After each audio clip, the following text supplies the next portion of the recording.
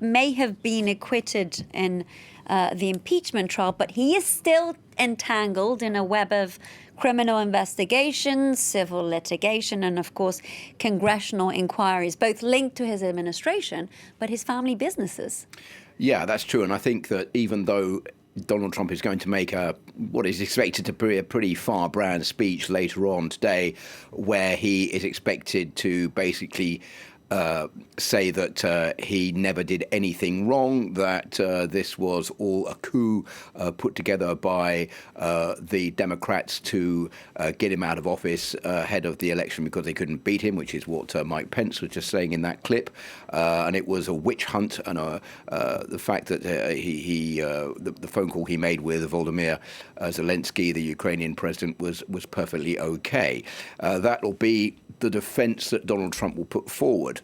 But if you look behind the scenes, he has been slightly damaged by this impeachment proceedings. He's come out of it pretty unscathed, but the damage has been done. Basically, I think not within the hearings themselves or by the hearings themselves, but over the question of what the American people are going to take away from this, because they are the Democrats knew that they would not be able to get President Trump removed from office. What they wanted to do was to say, look, this is taking place, there are no witnesses, and this is just a parody of justice, basically. So the Republicans will have to answer for the fact that they have managed to save Donald Trump, but why didn't they bring the witnesses in, and why were they so scared about hearing what could potentially be damaging testimonies from people, notably from John Bolton? And the other thing, of course, is that John Bolton himself may still testify. He may still come forward to say exactly what he knew. So there is potential damage waiting in the wings, but for the moment, Donald Trump has come out of this quite unscathed, slightly damaged, because he's still carrying this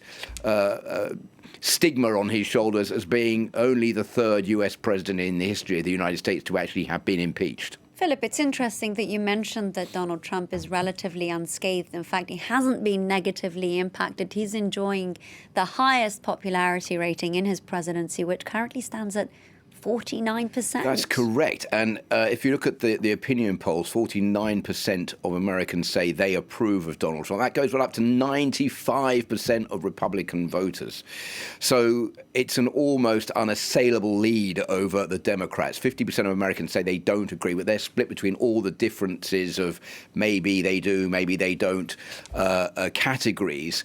So that is a much higher opinion poll rating for a US president than in previous administrations, for example, as they enter the final year before an election. It's higher than Bill Clinton, and it's higher than Barack Obama. So Donald Trump has that, which is in his favor. He also has the economy, which is in his favor. Unemployment down to like 3.6%, and 7 million new jobs having been created since he's been in office. Even Donald Trump saying that was more than he had expected and hoped for when he became president 3 years ago. So the president is riding high, popular in the opinion polls, has the economy, which is doing well, also in his favor. It's going to be pretty tough for the Democrats to be able to fight against that.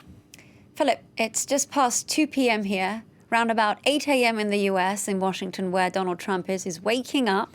We are expecting to hear from him either in a statement or, of course, by Twitter. Yeah, and I think he is going to, as I was saying, remain defiant. Now, there is a question that many people have been asking, and that is, in the Republican Party itself, why did not more Republicans jump ship and vote against him in Congress to get him impeached? And there's a very interesting analysis in the New York Times today, which talks about the climate of fear over Donald Trump, the climate that if they did vote against him, they would be chastised within the party. They'd be chastised on social media by trolls. They would be chastised on television in the United States, particularly on Fox News and other pro-Trump media. And also two other things which they're very scared of. One is the wrath of Donald Trump, calling them liars, like Lying Jim or worse no names good, have been used. Nicknames that will be derogatory towards them.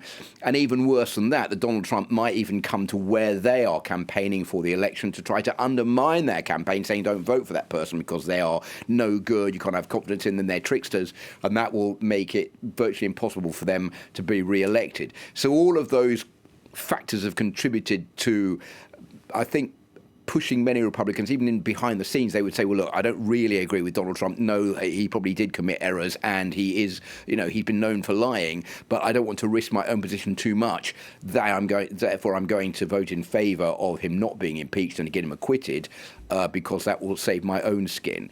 So where does courage end and fear come in? That is, I think, a question that many Republicans are asking themselves today. And presumably a massive backlash awaits Mitt Romney, who broke against party lines. One of my colleagues here, Doug Herbert, who knows the United States well, was saying that he thinks that Mitt Romney will have to ask for police protection because he could even be sought out and people would want to kill him for being unfaithful towards Donald Trump. So a courageous move by Mitt Romney, who said he didn't have to face his children and his grandchildren, by saying that he'd voted to keep Donald Trump in office when he knows in his mind that Donald Trump did commit an error and therefore he stood up for his own beliefs and said that he thinks Donald Trump should be impeached. What that means for Mitt Romney now is anybody's guess. But if there's one person amongst the Republicans who can say that he did actually act on his own instinct, it's certainly Mitt Romney today. And chastised he will be for that. Thank you very much, Philip Tell, for being with us.